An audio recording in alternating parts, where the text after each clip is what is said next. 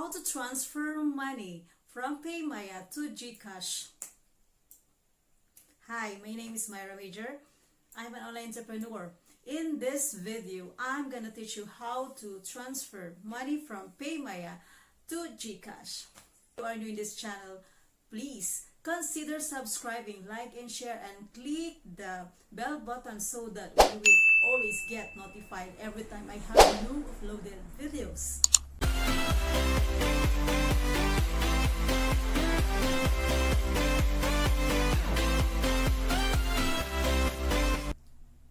I remember the time that I was paying our monthly bills for our internet.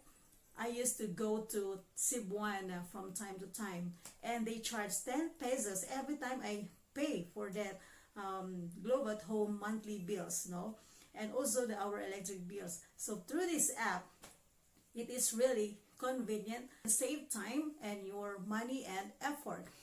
So through these online apps, you can use this for online payments. You can also use this for shopping online and paying your bills and many other applications that you can do online transactions. Okay, so you don't need to go with the crowd in paying your bills. So through these apps, Paymaya and Gcash, so they are almost the same, but we will be doing another videos all the benefits or the uses of those apps. Okay, stay tuned and watch this. We will go to our home screen so that I can show you how to transfer money from Paymaya to Gcash. Alright, we are here on my home screen ng cellphone ko. So I will show you how to transfer money from Paymaya to Gcash. Kasi sa Gcash, pwede mo siyang gamitin sa paggawa ng pag-set up ng Facebook ads as your payment option. Kasi ang Paymaya nowadays parang di na siya accepted ni Facebook. So since may pera dito sa Paymaya ko, mag-transfer ako ng money from this app. Okay, let's go to my Paymaya. Okay, if here, nakalagin ako guys. Hindi ko na pinakita yung paglagin ko dahil I'm just protecting my password. So I have here InstaPay, the previous transaction that I had the other day. And here, may laman pa siyang 1,253.93 pesos. So, ang gagawin natin, para makapag-transfer tayo, ito yung dashboard ng Paymaya. So, go ka lang dito sa okay, here, punta tayo dito sa bank transfer. So, since itong bank transfer na to, okay, I just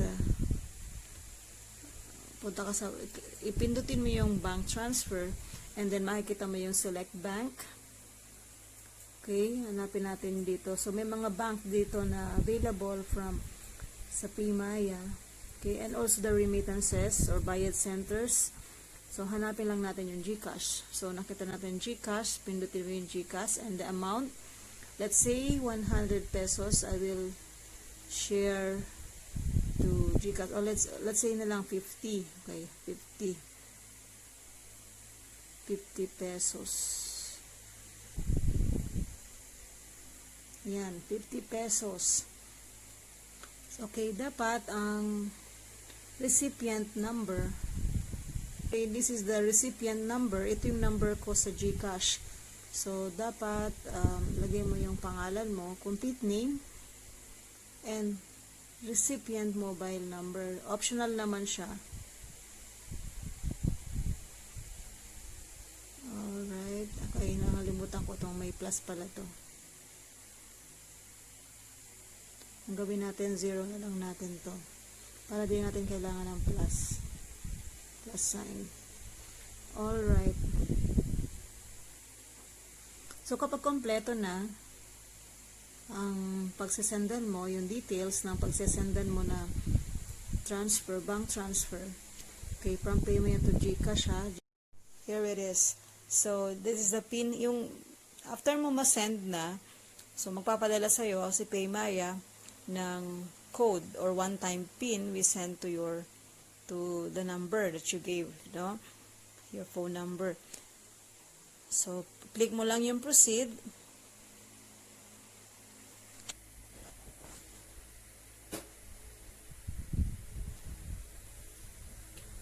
Guys, yan, naka-transfer na. So, processing money, transfer transaction. So, mandyan yung reference number or reference ID. So, account type, yung pagka-transfer mo ng money, ay yung Gcash, and then yung account number ng Gcash mo, na yung number na nakaregister sa Gcash account mo. Okay, now it has already message received of Gcash. Let's check the text message of Gcash na confirmation na meron na receive na 50 pesos of Gcash from Paymaya Philippines Incorporated. Just for the sake of tutorial, guys, I just use for this amount for the sake of tutorial. So your new balance now is 100 pesos in Gcash. So you can also use Gcash for eloading, also the Paymaya also, and send money, pay bills, and a lot more. Yan. So confirm na ganun lang kadali, guys, paano mag-send o mag-transfer ng money, okay, from Paymaya to Gcash. Okay? And tingnan din natin yung sa account ng Gcash if okay, now guys, meron ng 100 pesos na balance yung Gcash account ko. So nandito na, nalipat na yung 50 pesos. Okay, and let us check the Paymaya confirmation na ibig sabihin nag-send siya ng 50 pesos to the account ending in 3513, like that. So, InstaPay, you have available balance is yun, yung account ng yung amount na nandun na natira doon sa Paymaya account ko. Okay? So, ganun lang, guys, ang pakadali. If may natutunan ka nga pala sa video na to, huwag mong kalimutan na mag-subscribe. Yan. So, yan na yun, guys. This is so easy and convenient. So, pwede mo rin gamitin madami sa pag-shop online and bills payment and a lot more. Thank you so much for watching this video. See you on my next tutorials. God bless.